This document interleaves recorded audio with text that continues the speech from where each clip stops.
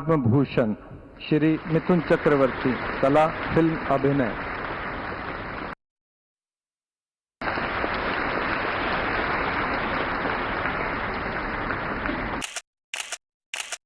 Sir Narayan चक्रवर्ती, विज्ञान एवं engineering.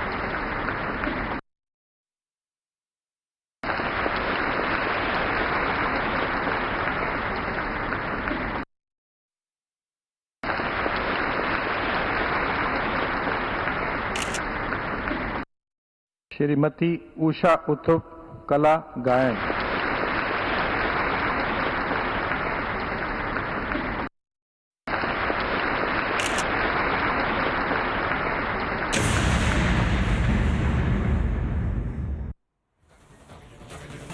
নমস্কার, বাংলার প্রাইম টাইমে আপনাদের সবাইকে আরও একবার স্বাগত। আপনাদের সঙ্গে আমি ঈশান দেব রয়েছি আজ বাংলার প্রাইম টাইমে।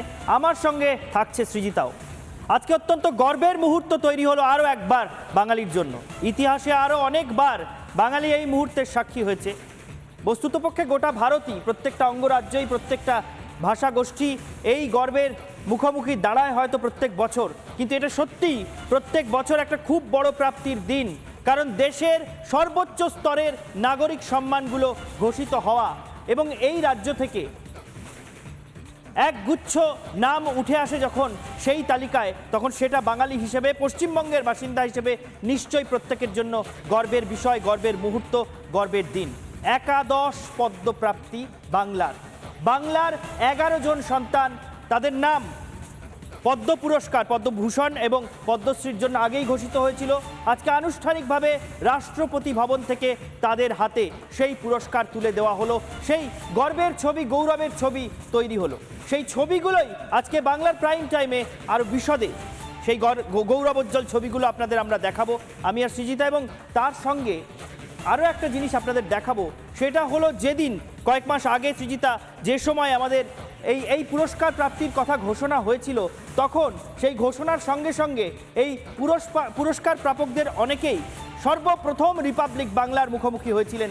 সেই সময় এই পুরস্কার পাওয়ার কথা শুনে জেনে তারা কি বলেছিলেন, তাদের প্রতিক্রিয়া কি হয়েছিল, সেই টুকরো টুকরো প্রতিক্রিয়াও আজকে আমরা তুলে ধরব। এবং এই যে আনন্দ, এই যে গর্ব, এটা গোটা দেশের যেমন, তেমন আজকে বাংলার মাটিতে দাঁড়িয়ে বাংলার মানুষ হয়ে একটা আলাদাই গর্বের জায়গা তৈরি করেছে। আজকের যে তালিকা অনুযায়ী যে পদ্মপ্রাপকরা তাদের পুরস্কার তুলে নিলেন, সেই পুরস্কার পাওয়ার পর সত্যি বাঙালি হিসেবে গর্ববোধ হচ্ছিল। কেন হচ্ছিল? কারণ আমরা যদি পরপর নামগুলো বলি, তাহলে প্রথম যে নামটা আসে মিঠুন চক্রবর্তী, আসেন উষা উত্থুপ, এরপরে রতন কাহার, এছাড়াও সনাতন রুদ্রপাল। আপনারা ভাবুন তো, যখন আপনারা পুজোর সময় বিভিন্ন জায়গায় মণ্ডপে পুজোতে যান, ঠাকুরে দেখেন, এই সনাতন রুদ্রপালের না জানি কত তৈরি করা প্রতিমা, মূর্তি আপনারা বিভিন্ন সময় দেখেছেন। সেই মানুষটাই আজকে পদ্ম পুরস্কার পেয়েছেন। এটা কতটা গর্বের হতে পারে। রতন কাহার, আপনারা নিশ্চয়ই জানেন যে বড় লোকের বিটিলো লম্বা লম্বা চুল, এই গানটা আমরা সেই হয়তো মা ঠাকুমাদের মুখেও হয়তো শুনে আসছি, মায়েদের মুখেও এই গান শুনেছি, নিজেরা ছোটোবেলায় অনেক গেয়েছি। কিন্তু এই গানের সূত্রধর যিনি এই গানকে তৈরি করেছেন, সৃষ্টি করেছেন, তাকে হয়তো আমরা সেভাবে খুঁজে পাওয়ার চেষ্টা করিনি। এটা হয়তো আমাদেরই ব্যর্থতা। কিন্তু ভারত সরকার কখনো নিজ কাজে হয়তো ব্যর্থ হয় না। তাই জন্যই বাংলার আনাচে কানাচে যে সমস্ত সৃষ্টিগুলো রয়েছে, যাদের দ্বারা সেগুলো সৃষ্টি হয়েছে, সেই সৃষ্টিগুলোকেই তারা তুলে ধরেছেন একেবারে গোটা দেশের কাছে, হয়তো বা গোটা বিশ্বের কাছে। উষা উত্থুপের কথা যদি আমরা বলি, উষা উত্থুপ যে সময় গান গাওয়া শুরু করলেন, সেই সময় হয়তো আমরা লতা মঙ্গেশকর, আশা ভোসলে তাদেরকে শুনে অভ্যস্ত। উষা উত্থুপের গলাটাকেই হয়তো আমরা শুনে অভ্যস্ত ছিলাম না। 60-70 দশকে পপ সিঙ্গার কোনো মহিলা হতে পারেন হয়তো কেউ ভাবতেই পারতাম না, কিন্তু তিনি তার যোগ্য সম্মানটা পেয়েছেন। এটা আমাদের কাছে কিছু কম গর্বের নয়, তাই তো ঈশান দেব? একেবারেই তাই। অত্যন্ত গর্বের মুহূর্ত, অত্যন্ত গর্বের দিন এবং অত্যন্ত গর্বের ছবি আজ উঠে এলো রাষ্ট্রপতি ভবন থেকে, যখন এই বাংলার কৃতি সন্তানরা, এই বাংলার জনপ্রিয় মুখরা, এই বাংলার মাটিতে জন্মে এইখানে বড় হয়ে গোটা পৃথিবীর জন্য বা গোটা দেশের জন্য উল্লেখযোগ্য অবদান রাখা বা উল্লেখযোগ্য অবদানের স্বাক্ষর রাখা লোকজন যখন আজকে রাষ্ট্রপতি ভবনে, সেই ব্যক্তিত্বরা যখন পুরস্কৃত হলেন, তাদের হাতে যখন পুরস্কার তুলে দেওয়া হলো, বাঙালি হিসেবে আমাদের প্রত্যেকের বুক চওড়া হয়ে গেল। আমরা প্রথমেই দেখে নেব সেই ছবি। মিঠুন চক্রবর্তী, যিনি আজকে পদ্মবিভূষণ সম্মানে আনুষ্ঠানিকভাবে ভূষিত হলেন। মিঠুন চক্রবর্তী পদ্মবিভূষণ সম্মানে আনুষ্ঠানিকভাবে ভূষিত হলেন। রাষ্ট্রপতি দ্রৌপদী মুর্মু এই সেই ছবি দেখতে পাচ্ছেন, মিঠুন চক্রবর্তীর বুকে সেই পদক লাগিয়ে দিলেন এবং তার হাতে তুলে দিলেন সেই মানপত্র। মিঠুন চক্রবর্তী বাঙালির অত্যন্ত চিরকালীন গর্বের মুখ। মুম্বাইতে ফিল্ম ইন্ডাস্ট্রিতে সুপারস্টার হিসেবে যে মাত্র কয়েকজনের নাম এত দীর্ঘ ইতিহাসে উঠে এসেছে তার মধ্যে মিঠুন চক্রবর্তী অন্যতম। হাতে গোনা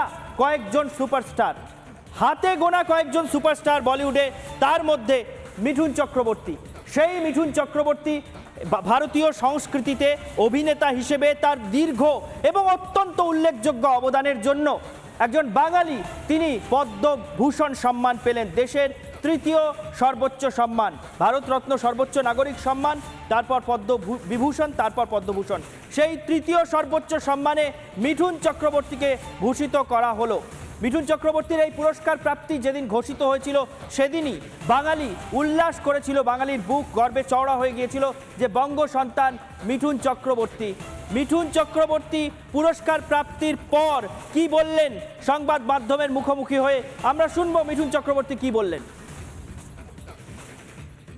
Yeah, this is very surreal, Actually, I never thought, I never expected, I do not expect things, so that's why, but the moment I heard the news, for a moment, I was quiet, very quiet, taken aback. Thank you very much for thinking of me. আমি গর্বিত, আমি আনন্দিত এই পুরস্কার পাওয়ার জন্য। সবাইকে আমি ধন্যবাদ জানাচ্ছি। আমি জীবনে কখনো নিজের জন্য কারো কাছ থেকে কিছু চাইনি, আর কিছু না চেয়ে পাওয়ার যে আনন্দ আজকে সেটা উপলব্ধি করছি। It's a different feeling altogether. It's a great feeling. আমি এই অ্যাওয়ার্ডটা আমার ওই সব ফ্যানের, আমার ওয়েল উইশারদের ডেডিকেট করছি, যারা ভারতে আছে, ভারতের বাইরে আছে, যারা আমাকে এতদিন ধরে নিঃস্বার্থ ভালোবেসেছে, আমাকে নিঃস্বার্থ হয়ে ভালোবেসেছে, তাদের জন্য আমি ডেডিকেট করলাম। And thank you very much for giving me so much of love and respect.